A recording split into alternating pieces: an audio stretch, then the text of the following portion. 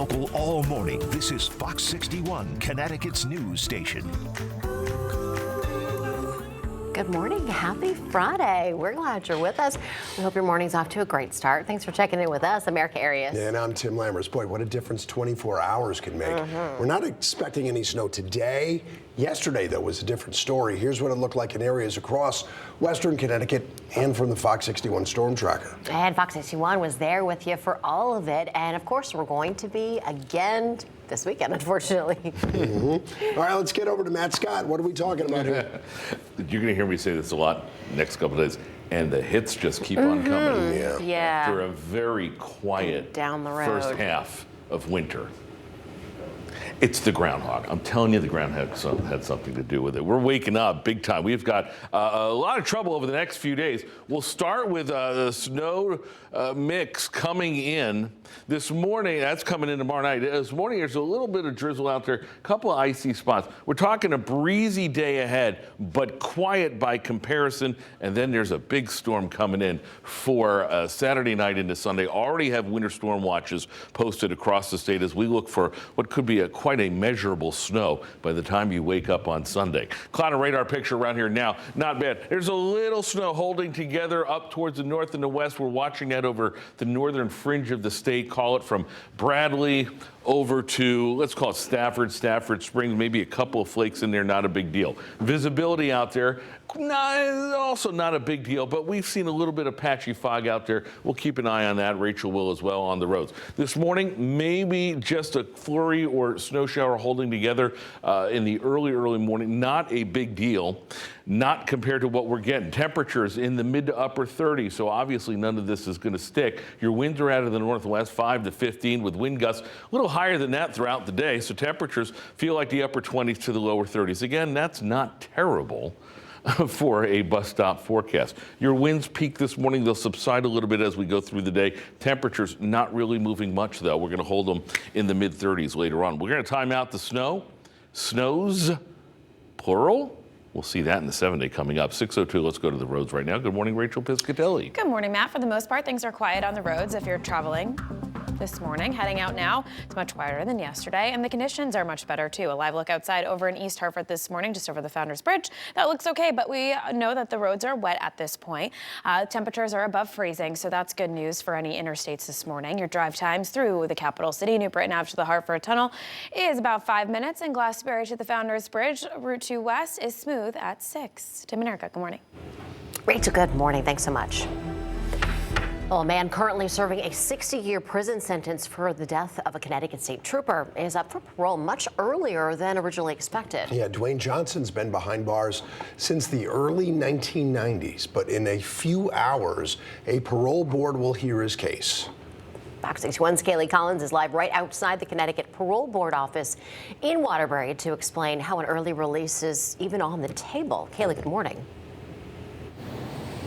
Erica and Tim, good morning to you both. Well, in 2023, state lawmakers voted to change the eligibility requirements for parole. So that means that in this case for Johnson, he's up for parole 10 years earlier than originally expected. Now, that 2023 change in state law allows anybody who was convicted of a serious crime who was under the age of 21 and also has completed half of their sentence to be considered for parole. Johnson is one of two brothers who were convicted in the death of State Trooper Russell Bagshaw on June 5th of 1991. State police described it as an ambush and say the brothers shot Bagshaw execution style. The two were arrested and charged just days later, with Dwayne's brother Terry later sentenced to death and Dwayne sentenced to life without parole. Now, both of those sentences were changed on appeal. Terry's to life without parole and Dwayne's to life with the possibility of parole. Trooper Bagshaw was 28 years old when he was killed. He left behind a wife who has been outspoken in opposing Johnson's early parole consideration. She and the National Police Organization have urged community members to write to the parole board ahead of today's hearing, asking that Johnson's parole be denied. Now, this parole hearing is set for 9 this morning here in Waterbury. There's also going to be a virtual link, which we will have posted on our website, fox61.com, if you're interested in attending. Johnson himself will be appearing virtually from the Osborne Correctional Institute, where he is currently incarcerated. We also have reached out to Governor Lamont and Attorney General Tong for comment on this. We know that there have been several state lawmakers who have also expressed their opposition. We will let you know if and when we hear back from them. For now, we're live in Waterbury. Kaylee Collins, Fox 61. Kaylee, thank you. We've got new video out of Vernon. Crews are on the scene of a water main break on Main Street. It's happening near the intersection of High Street. Still no word how long that portion of the road will be blocked off, as crews are still working to repair the damage. Now, the snow wasn't the real problem for drivers with this latest storm. It was that icy glaze that was starting to come down towards the end. Fox 61's Jamel Johnson takes a closer look at the impacts of the storm. The Thursday morning snowstorm brought us a little bit of everything: snow, sleet, and freezing rain. And those elements working together can make for a very dangerous commute. That's why crews have been dispatched across the state to help make the roads safer. Driving in a winter storm is never ideal, and the dangers are heightened when it happens during morning commutes. That's what Josh Morgan from the state's DOT says was the biggest challenge when preparing for Thursday's weather. Knowing their greatest obstacle of this winter was coming up, DOT got out ahead of the storm and its impacts. Even with their efforts, several highway accidents still cropped up, putting an emphasis on increased safety in conditions like these. There's a tractor-trailer crash in Waterbury. We've seen some single vehicle spinouts. I know earlier this morning, Branford and Southington, we had some incidents. Nothing that's too unusual, unfortunately, when we have inclement weather.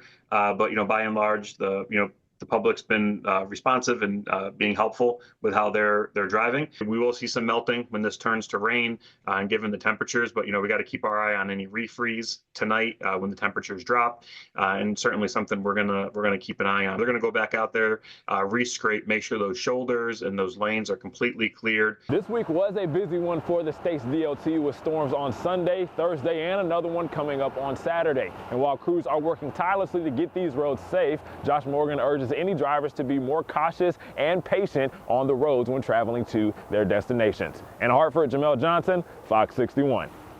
Jamel, thank you. All right, Super Bowl Sunday almost here, and that means restaurants and bars, they're going to be much busier than ever.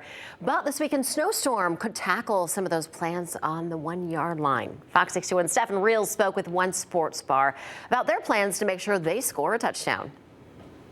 The Super Bowl. It's like, well, the Super Bowl, all busy days for sports bars and restaurants like this across the country. And a big part of that will end up being takeout, because some estimates show that 1 in 7 Americans will be ordering food to go for the big game. It'll be several busy days ahead for places like Murphy's Pub and Sports Bar in Cromwell. General Manager Casey Hancock tells Fox 61 the team began planning for this night at the start of the season. On Thursday night, he put the final touches on the bar's Super Bowl themed menu. And Hancock believes even with the snow on its way Super Bowl weekend, business will still be booming, and takeout orders will be a big seller. The parking lot will be salted. We may have a couple of reservations that cancel, but we're also expecting a large amount of people that are going to be walk-ins. This is New England. People aren't afraid of the snow when it comes to the Super Bowl. Now, there are still some restaurants and bars that are accepting to-go reservations up until Super Bowl Sunday. But Hancock recommends giving the place you want to order from a call a couple days ahead, just to make sure that they're still accepting reservations. But for now, in Cromwell, Stephen Reels, Fox 61. Stephen, thanks. All right, and Fox 61 is going to have you covered all day on Sunday. Our morning show is going to have coverage from 6 to 9 a.m. The game starts at 6:30. Close out the night with a special edition of the Fox 61 News at 10. We're going to have a wrap-up of all the big moments from the big game. And be sure to stay with Fox 61.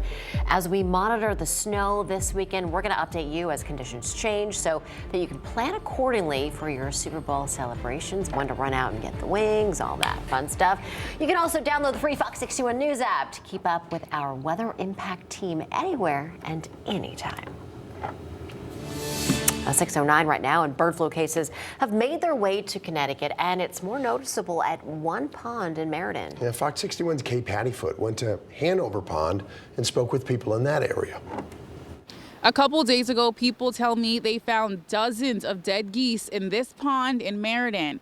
Now, after social media posts, the state later confirmed that the geese had bird flu. Hanover Pond in Meriden is known for its impressive bird wildlife, so when word spread that dead geese were popping up, Emma Mullaney and Michael DeJoya were among the many who were shocked. I thought the birds were just frozen in the pond until I read an article about it, and yeah, it's weird, concerning. So you saw the birds? Yes, there were like a pile of them. A lot of species use this area, and having bird flu in the area is extremely concerning because it's really highly transmittable and it's really hard to deal with in wild populations of birds. So having it here and having it already having such an impact is very concerning. Bird flu is caused by avian influenza A and is spread between wild birds, not people. But if you see a dead bird, health experts say you should not touch it. According to the CDC, human infection with avian influenza viruses can happen when the virus gets into a person's eyes, nose, or mouth, or is inhaled. This can happen when the virus is in the air in droplets, small aerosol particles, or possibly dust. Connecticut agriculture officials have reported at least 2 instances where bird flu has been found in backyard poultry flocks. Dr. Kimberly Rowlands, a Department of Agriculture and Resource Economics professor at UConn, says this could cause larger problems for poultry farmers in our state. If one of them, a few birds die, and then the next day, half of them are dead, you'd be sitting there awake all night going, oh my gosh, is it going through all of my barns? And then imagine if we're paying so much more for eggs and there's a shortage, there's probably a shortage of eggs for hatcheries as well. On top of that, Dr. Rowland says the uptick in bird flu will impact our wallets. As the stock crashes, the demand is still there. People are still wanting to buy eggs. So you see the prices go quite high. For other commodities, other things, goods that you see, in the marketplace, there may be more substitutes. Or, people, I don't need this. I'll get something else totally different. And you wouldn't see such a price effect. But eggs are different. According to the U.S. Department of Agriculture, egg prices are estimated to go up 20% because of the rise in bird flu cases causing an egg shortage. In Meriden, Kay Pattyfoot, Fox 61.